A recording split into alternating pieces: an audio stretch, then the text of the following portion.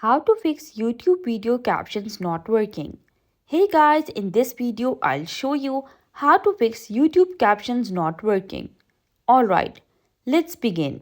First, open the YouTube app and play any video. Tap on the gear icon on the video. Click on Captions and make sure they are turned on. Tap on the gear icon again, go to Captions, and you can also select Auto Translate if needed. Play the video and see if captions are now working. If it still doesn't work, go back to your home screen. You can clear cache from storage and cache. Open YouTube again and check if the issue is fixed. And that's it. That's how you can fix YouTube captions not working. If this video helped you, don't forget to like, subscribe and comment below for more helpful guides.